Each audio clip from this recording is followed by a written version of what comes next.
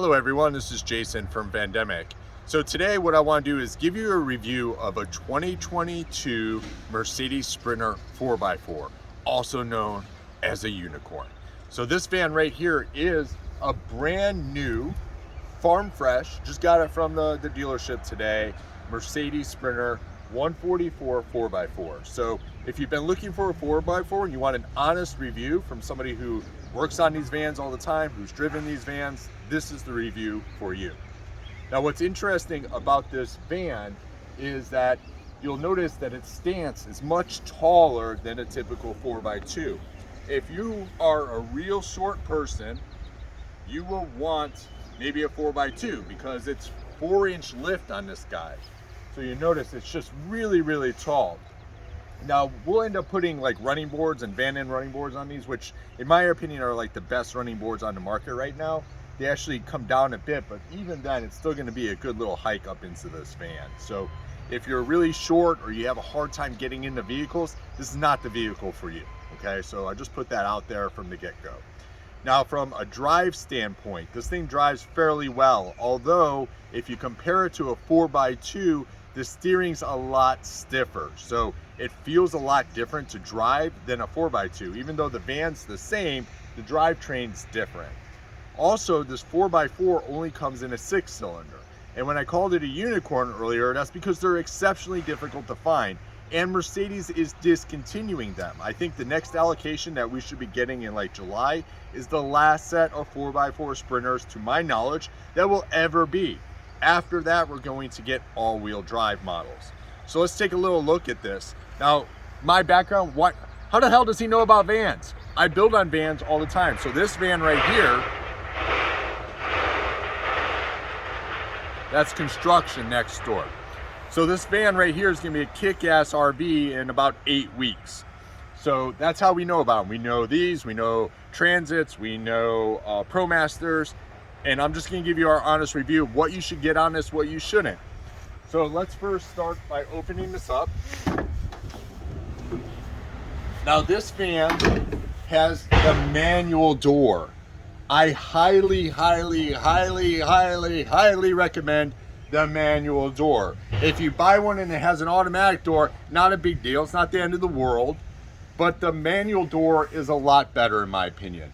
It's less things to break. In addition, it doesn't, like the manual doors don't need to be adjusted. The automatic doors, almost every van that we've got from Mercedes with an automatic door, the doors had to be adjusted. If you put bug screens on, sometimes the doors don't like to close properly with the automatic door versus the manual door, it just slams right shut. So keep that in mind when you're looking at this van. So get inside. I mean, look at this. I'm 6'1". This is a hike. I mean, I might hurt my hammy getting in here. There's no place to hold on to. Mercedes, get your shit together. Put a handle here. Ugh. Why don't you come on in? A lot of people ask about the height of a Sprinter. I'm 6'1". This is the lowest part of the roof.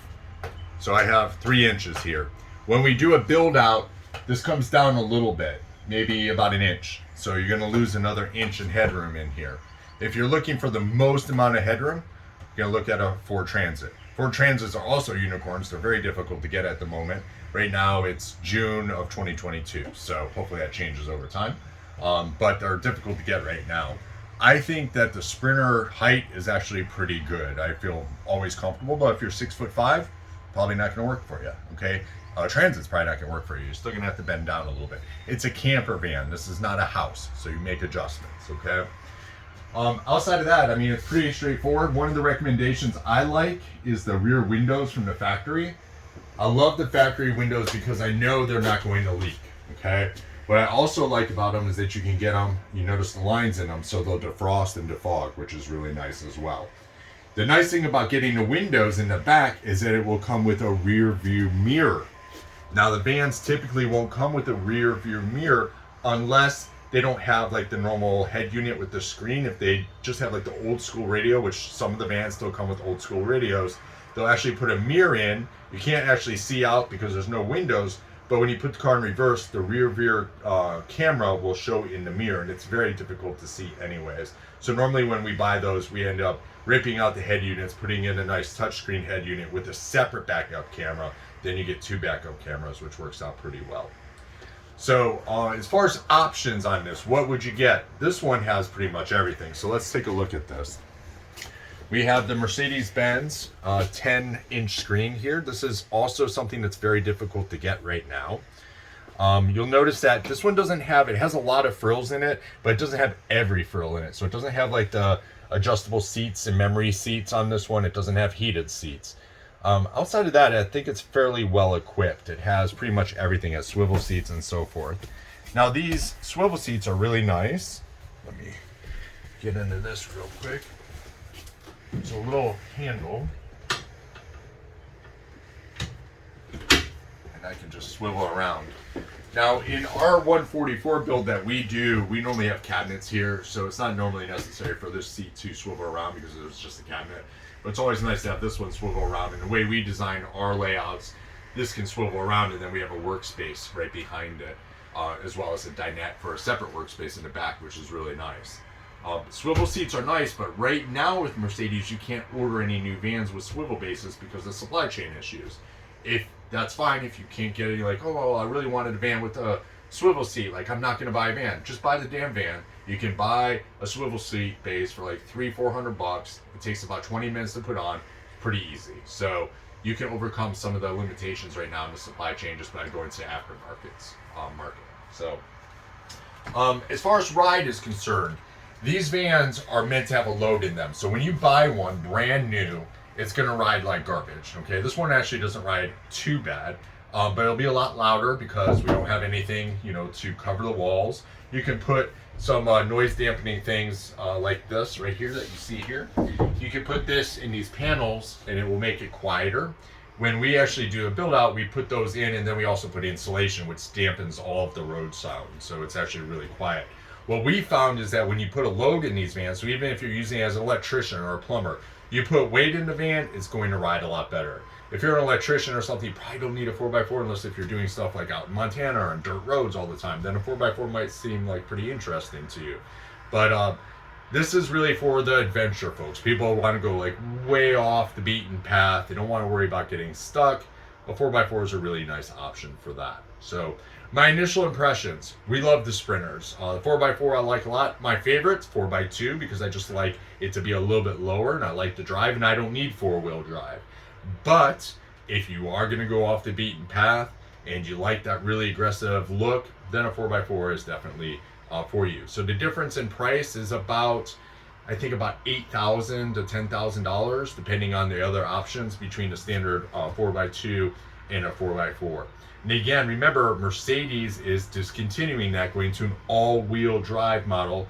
We don't know when it's coming. We think it's next year. We don't know when next year. I don't know if I can order this year for next year. We haven't heard anything yet. But that'll be pretty exciting. From what I've heard, the all-wheel drive will not have the extra lift, so I anticipate the ride a little bit more like a 4x2. One last thought, when you're getting a 4x4 or a van in general, things that you just don't think about. The vans are tall. If you live in an area that has a lot of open space and wind, it could be a nail biter. Like you're white knuckling it driving down. So when we're driving down here, we live outside of Columbus, Ohio. I picked this up in Cleveland. It's about a 2.5-hour drive. There were certain times on the highway where it's just farm fields, and it's pretty windy because we have some storms coming in. And I was white knuckling it. I was just holding it real tight. I actually had to stop at a rest stop now because I had to go to the bathroom. I needed my hands to take a little break. So, that's a possibility too. You get one of these vans, they're really tall. You get a 4x4 170, which is the longer one. It's even more space to be hit with the wind. There's a feature called wind assist. It's also called make you freak the hell out, okay? Because the wind assist will try to correct, and the first few times it happens, it will really kind of mess with you. So if I had an option of deleting something, I might delete wind assist. Even though it sounds like it would be a great safety feature, I feel like it's more of a distraction than a safety feature. So again, Mercedes, take that and see if you can make some improvements on that. Other than that, as far as other options that you'd want, I do not like to put a window on the slider door. And the reason is because we like to put our own window in that has a big vent. If you get a window from the factory, it's not going to have a vent in it. So we like to have one that opens. So that's not an option that comes with Mercedes. The other thing I suggest to get is the rails, the roof rails. You can order those to be installed from the factory. You don't have to get them from the factory, but it just makes it a lot easier to go straight into your roof rack without having to add them. If you do decide you want to build this out to be a camper or whatever, and you decide, oh yeah, I'm going to build this all out, and you don't put it on the roof rails first, you're hosed. So these roof racks, these rails actually bolt through, and you can see that right here. These are actually for those rails that are up on the ceiling. So they have rubber gaskets and stuff so they don't leak, and they're actually secured in. So if you covered all of this with a build, you won't be able to install a roof rack. So just keep that in mind, not without drilling holes into your roof, and you don't want to do that. So this is a 2022 4x4 Mercedes Sprinter. Would I buy it? Yup, I would buy it, depending on my needs. If I want to go off-road and I need that 4x4 capabilities in a van, I want to build it out as a camper or adventure van, 100%. If you're just toting around town and you want to still have a camper van, you're not going to go off the beaten path, you're not going to go way out where it's muddy, 4x2 is fine. The 4x2 rides great. It's going to get better gas mileage. So keep that all in mind when you're evaluating your purchasing decision. So thank you. And if you like, please subscribe and smash the like button. Thanks.